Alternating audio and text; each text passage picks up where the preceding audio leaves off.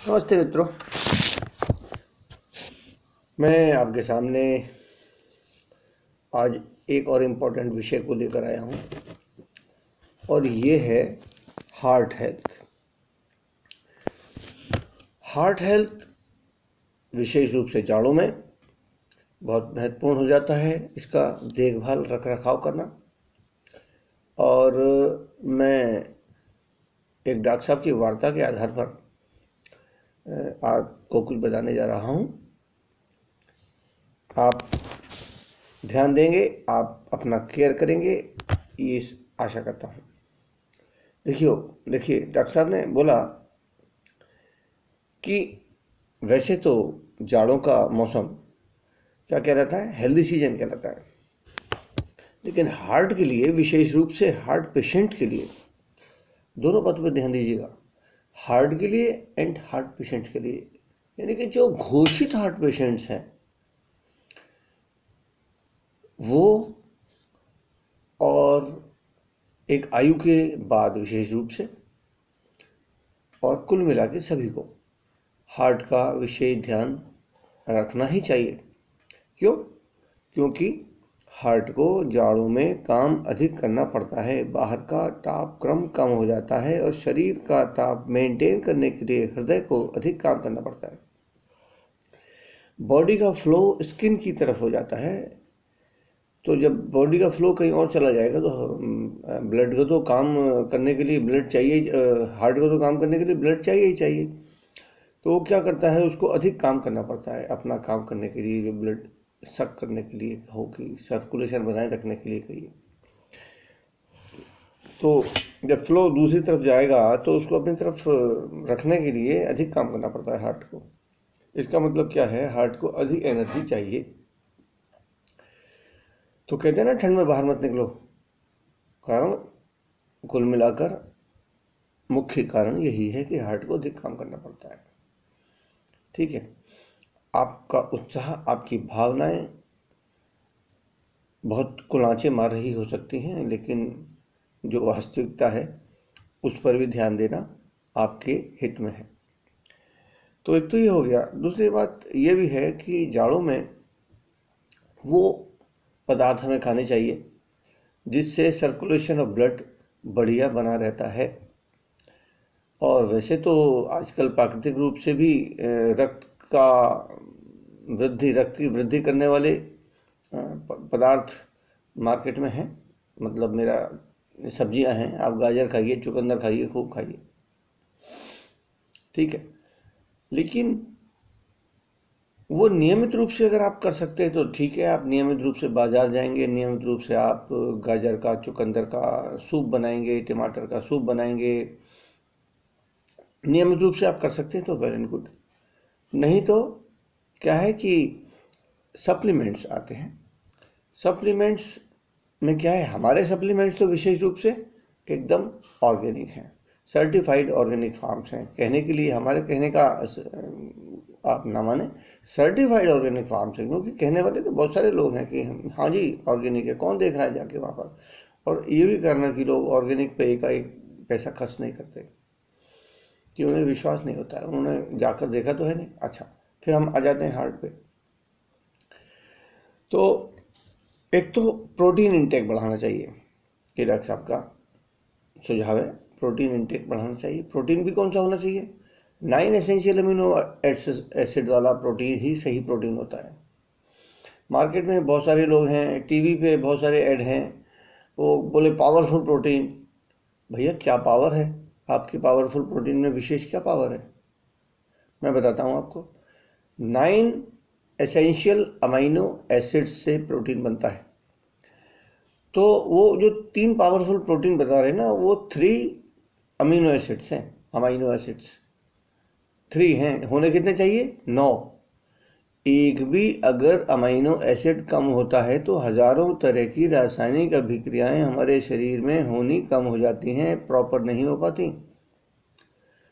तो वो जो 3 पावरफुल प्रोटीन है, पहली बात तो जो भी है वो सिंथेटिक है, आपका शरीर लेता नहीं। बायो अवेलेबिलिटी एक शब्द है, यानी कि पचता कितना है आपके शरीर में।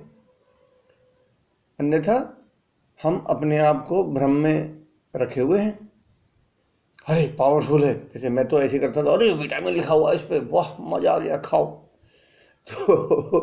तो है क्या वो 3 पावरफुल प्रोटीन जो हैं वो 3 अमीनो एसिड्स के लिए कहा गया है, और वहाँ जो है 6 गायब हैं। ठीक है, अगर आपके अल्फ़ाबेट में 26 अल्फ़ाबेट में से आप ज़्यादा नहीं 5 ही वॉवल निकाल लो, या कोई से आप अक्षर निकाल लो, तो बहुत सारे शब्द नहीं बन पाएंगे। ऐसे अमीनो एसिड्स है, अगर 9 के 9 नहीं है और वो सुपाच्य नहीं है और वो ऑर्गेनिक नहीं है, तो आप पैसा क्या कहते हैं व्यर्थ खर्च कर रहे हैं, उससे आपको वो लाभ नहीं मिल रहा जिस इंटेंशन से आप वो चाहते हैं। चलिए, ये हो गया प्रोटीन का मामला। हमारा जो प्रोटीन है वो है 9 एसेंशियल अमीनो एसिड्स का तो है ही है, सर्टिफाइड ऑर्गेनिक फार्म्स का है, प्लस बेस्ट है WHO के मापदंड के अनुसार। इसका PDCAS स्कोर 1 है। PDCAS का मतलब है protein digestibility corrected amino acid score, ये 1 होना चाहिए अनुसार। अच्छा जी, अब हम आगे बढ़ते हैं।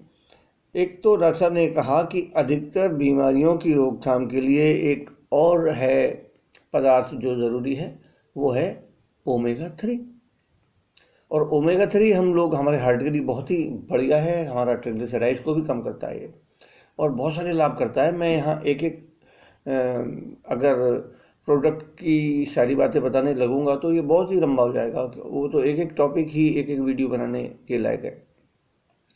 पर आप समझिए कि ओमेगा 3 इज ए मस्ट, ये एसेंशियल और फंडामेंटल प्रोडक्ट्स में से आता है ओमेगा 3। इसका रेशियो होना चाहिए 1:5 to 10 मैक्सिमम, यानी कि 5 से 10 चम्मच अगर आप ओमेगा 6 खाते हैं, ये जो घी तेल हम खाते हैं ये ओमेगा 6 है, तो हम 5 से 6 चम्मच खाते हैं तो 1 चम्मच ओमेगा 3 होना चाहिए। आप चम्मच छोड़ दीजिए, ग्राम ले लीजिए। अगर 5 से 10 ग्राम अगर आप घी रोज़ाना खाते हैं, चिकनाई रोज़ाना खाते हैं, तो आपको कम से कम 1 ग्राम ओमेगा 3 लेना ही चाहिए। तो ये एक उदाहरण हुआ, जबकि वास्तविकता क्या है हम लोग लेते हैं वो है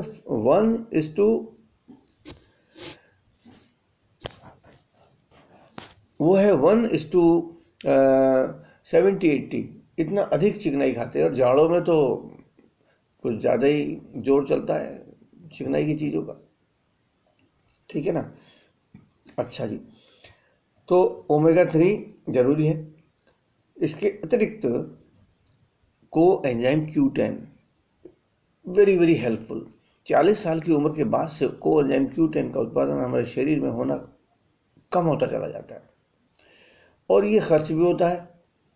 जब हम ओवर ईटिंग करते हैं तो कोएंजाइम Q10 कम हो जाता है, खर्च हो जाता है, तो ओवर ईटिंग नहीं करनी चाहिए। दूसरे कोएंजाइम Q10 क्या है? ये है हमारे सेल्स का फ्यूल। हमारे सेल्स में माइटोकॉन्ड्रिया जो होती हैं, माइटोकॉन्ड्रिया है भट्टी, समझिए आप, फर्नेस है सेल की जिस पे वो भोजन बनाता है, तो वो उसको फ्यूल चाहिए। और फ्यूल का मतलब क्या है? एनर्जी चाहिए। एनर्जी के लिए coenzyme Q10 is a must. आपको बाहर से लेना पड़ेगा जब शरीर में पर्याप्त नहीं है तो, और उससे आप एनर्जी बनी रहेगी, आपके हार्ट को सपोर्ट मिलती है, कंजेस्टिव हार्ट फेलियर से बचाता है, हार्ट की मसल्स को भी ये थोड़ा सशक्त करता है, और बहुत सारे फ़ायदे हैं, इम्यूनिटी वगैरह के लिए ज़रूरी है, और ख़ासतौर से एजिड लोगों के लिए। गार्लिक के बारे में तो सब जानते हैं, हमारे देश में गार्लिक कितनी इंपॉर्टेंट चीज़ है। और गार्लिक में मुख्य तत्व होता है एलिसिन। ये ताज़े लहसुन में होता है। जितना जितना लहसुन पुराना होता चला जाता है उतना उतना गार्लिक का जो मुख्य सक्रिय तत्व है, मेन एक्टिव इंग्रेडिएंट, वो सूखता चला जाता है। तो दूसरी बात क्या है? इसकी भी मात्रा है, वो मात्रा आपको पर्याप्त नहीं मिलेगी तो आप को वो लाभ ही नहीं मिलेगा। नाम कर लिया आपने लहसुन की 2 पत्ती खा ली, तो अगर आप वास्तव में खाएंगे तो लोग आपसे दूर जाएंगे, क्योंकि लहसुन इतना गुणकारी है। कहते हैं कि अगर इसमें दुर्गंध ना होती तो इस सोने के भाव भी का करता, लेकिन दुर्गंध के कारण से लोग नहीं खाते हैं, क्योंकि सामाजिक रूप से कोई नहीं चाहता कि उससे बात करते हुए लोग पीछे को हटें, उसको एकदम फील होता है, ठीक है। और एक होता है CH बैलेंस। अगर हार्ट में आपके कोलेस्ट्रॉल है, कोलेस्ट्रॉल तो बढ़ता है, एक व्यक्ति का कोलेस्ट्रॉल 2% पर एनम के हिसाब से, साल भर के हिसाब से बढ़ जाता है, बचपन से ही बढ़ना शुरू हो जाता है। क्योंकि बचपन में तो हम सोचते हैं अरे इस समय तो कोई प्रॉब्लम ही नहीं है, बच्चे खेलते कूदते हैं, और खुद खेलते कूदते भी हैं, लेकिन डाइट का भी तो बहुत बड़ा फ़र्क है। तो एवरेज 2% पर एनम के हिसाब से कोलेस्ट्रॉल बढ़ता रहता है। तो जो हम कहते हैं ना कि कोलेस्ट्रॉल, अरे कोलेस्ट्रॉल इतना बढ़ा हुआ कैसे बढ़ गया, वो बचपन से ही खा पी रहे हैं, हम फिजिकल कम कर रहे हैं। अगर आजकल तो बच्चे उतना फिजिकल करते ही नहीं है, अंग्रेजी माध्यम इतना लाद दिया है हमने उनके सिर पे कि पढ़ाई पढ़ाई पढ़ाई पढ़ाई, करियर करियर करियर, वरना बढ़िया नौकरी नहीं मिलेगी तो बढ़िया ज़िंदगी नहीं बीतेगी, इसलिए पढ़ो, इंग्लिश मीडियम में पढ़ो, अधिक से अधिक पढ़ो। तो CH बैलेंस इसलिए चाहिए कि ये आपके ब्लॉकेज को काटता है। तो हमारा प्रोटीन पाउडर भी ब्लॉकेज को काटता है। और ये तो US FDA का कहना है कि ऐसी डाइट जो कि जिसमें सैचुरेटेड फैट बहुत ही कम हो, ना के बराबर हो, अगर उसमें 25 ग्राम सोया प्रोटीन रोजाना इस्तेमाल किया जाए तो इट में डिक्रीज कोलेस्ट्रॉल। ठीक है, तो ये सब चीज़ें हैं। साथ में प्रोटीन हो गया, ओमेगा हो गया, एक हो गया न्यूट्रीलाइट डेली। न्यूट्रीलाइट डेली में भी बहुत से ऐसे तत्व हैं जो हमारे हार्ट को फ़ायदा पहुंचाते हैं। LDL कोलेस्ट्रॉल कम करते हैं, HDL कोलेस्ट्रॉल बढ़ाते हैं। हमें क्या चाहिए? HDL कोलेस्ट्रॉल चाहिए। और एनर्जी वगैरह देने के लिए, रेजिस्टेंस मतलब इम्यूनिटी के लिए Nutrilite daily is very good. और मेटाबॉलिज्म के लिए बहुत अच्छा है। अगर मेटाबॉलिज्म बढ़िया रहता है तो स्वास्थ्य अच्छा रहता है। तो ये डॉक्टर साहब से पूछा गया कि डॉक्टर साहब ये किस एज से सप्लीमेंट्स देने शुरू करने चाहिए? तो डॉक्टर साहब का जवाब था, जब से बच्चा माता के गर्भ में आता है। और हाँ, एक बात बता दूँ, उन्होंने ये बता दिया, बहुत अच्छी बात है, लेकिन एक पुस्तक में मैंने पढ़ा था कि उसको, जो बच्चा गर्भ में आता है, आप प्रेगनेंसी प्लान करते हैं ना, उससे भी 3 महीने पहले से जो होने वाली माता है और जो होने वाला पिता है, तो होने वाली माता तो आयरन फॉलिक एसिड का इस्तेमाल करना शुरू कर दे, आयरन भी हो, फॉलिक एसिड भी हो। और ये सुपाच्य कब बनता है? जब उसमें विटामिन C भी हो। तो हमारे वाले प्रोडक्ट में फॉलिक एसिड है, आयरन है, और एसेरोला चेरी से प्राप्त विटामिन C है, सारा का सारा ऑर्गेनिक प्रोडक्शन है।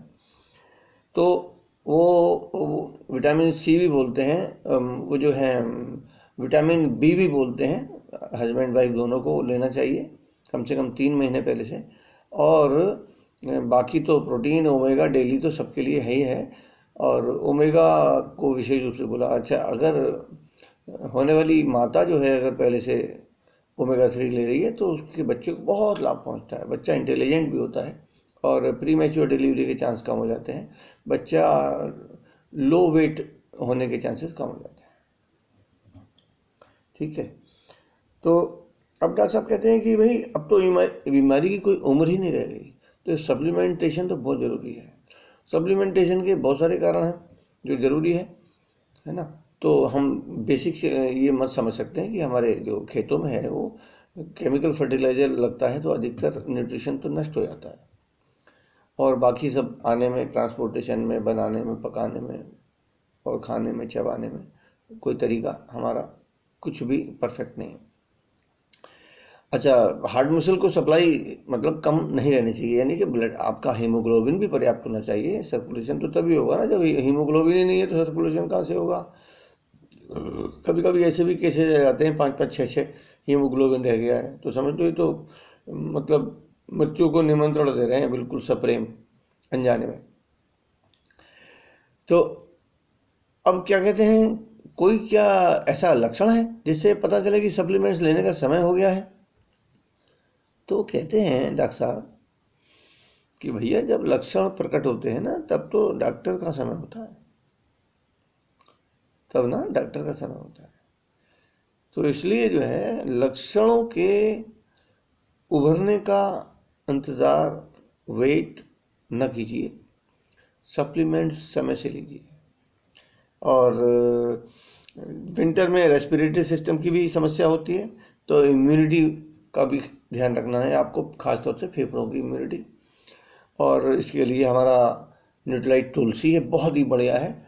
और तुलसी का भी ऐसे नहीं है 5-7 पत्ते डाल दिए आपने, 4 कप चाय बना ली और आपने कहा कि भाई आप हम तो इम्यूनिटी के लिए तुलसी पी रहे हैं, अदरक पी रहे हैं। हर चीज़ की क्वांटिटी है, और वो क्वांटिटी रिसर्च एंड डेवलपमेंट से पता चलती है कि कितनी क्वांटिटी किस चीज़ की हमें लेनी चाहिए। ठीक है। और 4 चीज़ें हैं, हार्ट, लंग्स, किडनी, ब्रेन, ये तो सबसे इम्पोर्टेंट होते हैं। और रेस्पिरेटरी सिस्टम के लिए तुलसी रेगुलरली लेनी चाहिए। हाँ, खांसी हो रहा है, दस्ता है, तो वसाका मुलेठी सुरसा, ये बहुत ही बेहतरीन कॉम्बिनेशन है। और ये तो अस्थमा वगैरह में भी देते हैं, और पुराने से पुराने कफ को उखाड़ देता है, पुराने ब्रोंकाइटिस को भी उखाड़ देता है। मुलेठी है, ये जन्मों कफ को उखाड़ देती है। और बाकी फिजिकल भी करें, प्राणायाम करें, नेति करें। नेति नहीं कर सकते तो नाक में तेल डालें, डेली स्टीम ले सकते हैं, स्टीम लें। और नेचुरल सी बहुत ही बढ़िया है, आपकी इम्यूनिटी के लिए सर्वश्रेष्ठ है। और ये फेफड़ों के रोगों के लिए बहुत बढ़िया है। फ़ायदे तो ये और भी बहुत करता है, क्योंकि ये एंटीऑक्सीडेंट है सबसे बढ़िया। और अगर दमा वगैरह पहले से है, पुराना है, तो इग्निशिया के 4-5 कोर्स करने पड़ेंगे आपको। ठीक है ना। तो ये 3 चीज़ों का कॉम्बिनेशन विशेष रूप से है, तुलसी, वसाका मुलेठी सुरसा और विटामिन सी। ये लेते रहिए, आप हर चीज़ से बचे रह सकते हैं। ठीक है। अनीमिया के बारे में डॉक्टर साहब ने कहा कि पेंडेमिक के बाद किसी किसी को या अक्सर प्रॉब्लम हो रही है, किसी को माइग्रेन की प्रॉब्लम भी हो रही है, कोई और भी समस्याएं फेफड़ों से संबंधित हो रही हैं। तो विटामिन बी, सी, प्रोटीन, चेरी आयरन दें। विटामिन एनीमिया है, अगर एनीमिया के डॉक्टर साहब ने बताया है कि विटामिन बी, सी, प्रोटीन और चेरी आयरन दिया है उन्होंने उनके पेशेंट्स का 1 महीने में 5-6 ग्राम से अधिक भी ब्लड बढ़ा है 1 महीने में। और माइग्रेन का कहते हैं कारण कोई नहीं जानता, पर चलो हमारा विषय यहाँ तक हो गया। हम विशेष रूप से हार्ट हेल्थ को लेकर चल रहे थे, और शेष में फिर किसी और विषय को लेकर आपके सामने उपस्थित होऊंगा। और शुभकामनाएं। आपको प्रोडक्ट्स चाहिए तो 98707 987078355 987078355 ये मेरा नंबर है। और आप इन प्रोडक्ट्स को यूज़ करना शुरू करें। स्वस्थ रहें और दीर्घायु रहें। नमस्ते। श्रवण कुमार।